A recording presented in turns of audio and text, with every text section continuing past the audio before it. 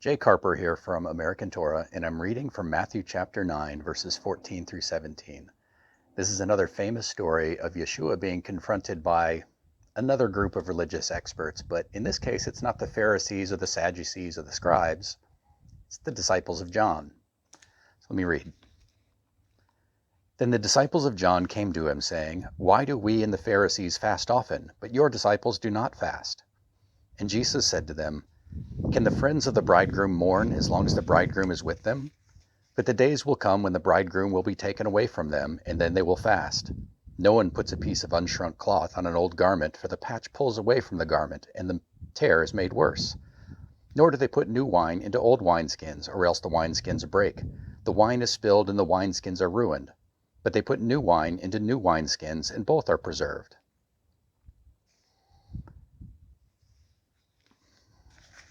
Fasting has been an integral part of religious practice in almost every religion throughout history. There's a place for it in every theological system. Yeshua replied to this question about why his disciples don't fast with three analogies.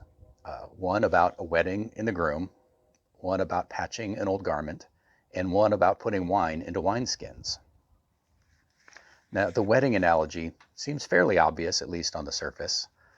But what's up with the garments and the wineskins? What does that have to do with fasting?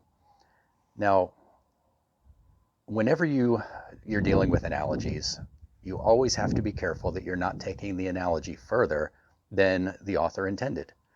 If an analogy was perfect, it wouldn't be an analogy anymore. It would be the thing that you're analogizing, if that makes sense. So, all three of these analogies were given to answer the question, why don't the disciples fast? Now, these weren't the Pharisees. Frequently, when the Pharisees asked Yeshua a question, he didn't answer the question directly. He gave them a roundabout answer, or he challenged them back, or he answered some other question that they didn't ask. But these are the disciples of John. These are sincere believers. They really want to understand what's happening. So he gives them a straight answer using analogies. All three of these analogies are part of the answer. And I think it's important that we don't try to put more meaning into them than what's intended in answering this question. So the first one is about the wedding. If you go to a wedding, you don't fast. That would be insulting to your host. You know, there's a reception, there's drink. Remember the wedding at Cana when Yeshua produced wine for the wedding, and he produced better wine. They produced the good wine first.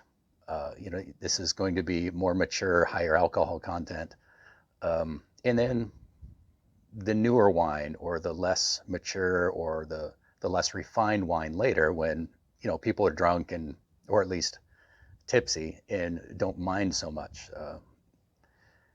So keep in mind that while we're reading this, that the old wine is the better wine. So if you go to a wedding, you're hanging out with the bridegroom, you're not fasting, you're rejoicing with him, you're celebrating. You don't fast when you're celebrating. So as long as Yeshua is with the disciples, why would they fast? Now, this particular analogy might hint at Yeshua's role as the groom of his people. And when he says when the bridegroom is taken away, then they fast. And that may hint at his crucifixion and ascension into heaven. But that's not really the point of the analogy. He's really answering the question about why don't they fast. So let's stick to that. The next analogy is about the garment. At this time, most people didn't have a closet full of clothes. Garments were expensive. When they started to wear out, when they got tears in the seams or a little worn hole, you didn't throw it out. You patched it. And it was important that you didn't patch an old garment with new cloth, because then when you wash it, the new cloth is going to shrink and it's going to pull away from the old fabric. You want to preserve the garment. That's the whole point of putting a patch on it. You don't want to throw it away. You don't want to get rid of it. So you find some cloth, preferably the exact same kind of cloth, and you wash it, you shrink it down, you wear it a little bit. Not wear it on your body, but wear it down. And then you use it to patch your old garment. If for some reason you had a tear in a new garment, you would get new cloth of the same kind and patch it with that. You wouldn't patch it with old cloth, because then when you wash the garment would shrink and the cloth wouldn't, and you'd have this bunched up piece of cloth in your patch. So you have to match the cloth that you're using as a patch to the cloth of the garment. So let's move on to the wine. Now, before I go into this, remember what I said about the wedding at Cana. Let me read to you from Luke. Matthew, Mark, and Luke all talk about this conversation, and all three of them list all three of these analogies together. So this is definitely one conversation. The talk about the wineskins and the garments is not separate from the answer to why don't the disciples fast. So let me read to you from Luke 5:39. And this is at the very end of the conversation. Yeshua says, new wine must be put into new wineskins, and both are preserved. And no one, having drunk old wine, immediately desires new, for he says the old is better. So the point of keeping old wine in old wineskins is to preserve the wine. You're not throwing it out in favor of the new wine. You're trying to preserve both the skin and the wine. When you have new wine, you put it into new wineskins so that as the wine ferments, it expands and the wineskin can expand with it.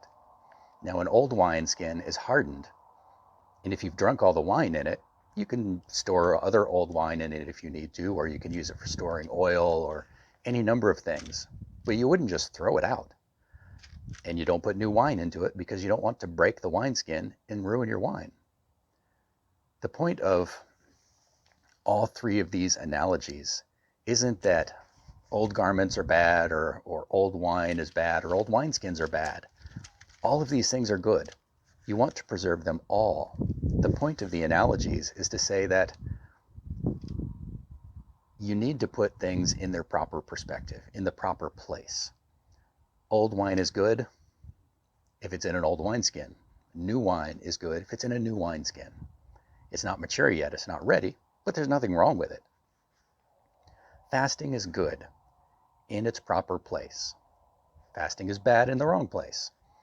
You fast in times of sorrow, when you're troubled, when you've got a big decision and you just don't know what to do with it. You fast and pray.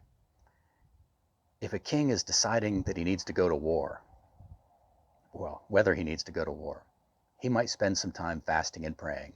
His advisors might be fasting and praying. If a man is deciding whether he should marry a woman, he may do some fasting and praying. It's probably a really good idea. But once the decision is made, the fasting ends. When you're going to war, you're not fasting because you need your strength. When you're going to get married, you're not fasting because you're rejoicing. The time for fasting is over then. Now, sometime later, you may have some other thing you need to fast about. But you don't fast at the wedding, you don't fast when you're hanging out with the bridegroom, and you don't put new wine into old wineskins. There's nothing wrong with any of these things. You just have to have them in the right place. And that's really all that Yeshua was saying. He wasn't saying anything bad about the wine or the wineskins or anything good about either of them. He's just saying, fast when you need to fast, but keep in mind that it's not always appropriate. Sometimes it's good to rejoice. It's good to drink the old wine with your teacher or with your friends or your bride or at your wedding party. Just, everything is good in its proper place and when used for the proper purpose. This is Jay Carper from American Torah. Be blessed.